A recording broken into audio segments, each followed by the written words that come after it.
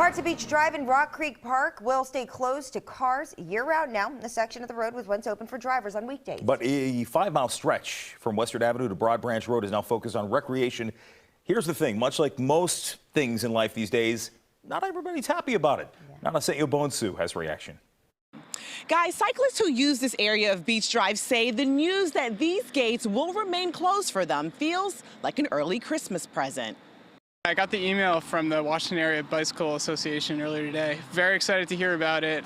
Especially since this part of Beach Drive is his daily route from Silver Spring to downtown. I do 13 miles each way every day. One of many reasons why leaders with Rock Creek Park want to keep about 5 miles of Beach Drive open for walkers, runners, and cyclists 365 days. It's one of the main recreational areas in D.C. that is accessible to so many people.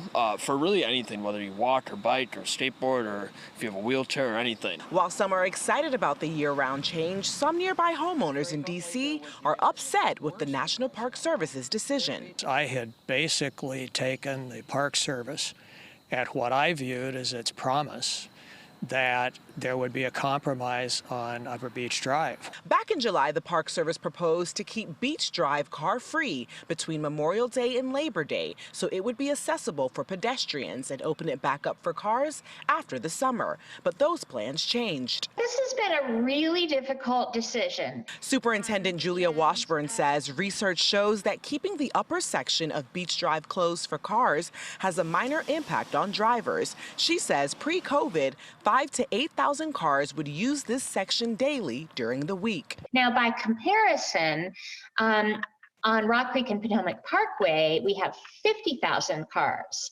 using that corridor every weekday. So it's a fairly small number in comparison to the number of people commuting on the Parkway. People with cars will figure out a different route. Neighbors like Dallas Salisbury disagree. He says the road in front of his home is a traffic zone with drivers looking for a different route due to the closure. The permanent closure basically decreases the value of this neighborhood, the pleasure of this neighborhood, increases pollution in this neighborhood, increases aggravation in this neighborhood. Now that the park is open 7 days a week, Washburn is asking pedestrians to come together to help protect the park. Our concerns were that with the road closed, a lot of people were cutting through the forest up and down between the Carter Bear and Beach Drive, and that was causing damage to the forest and to the habitat for threatened and endangered species. We also are asking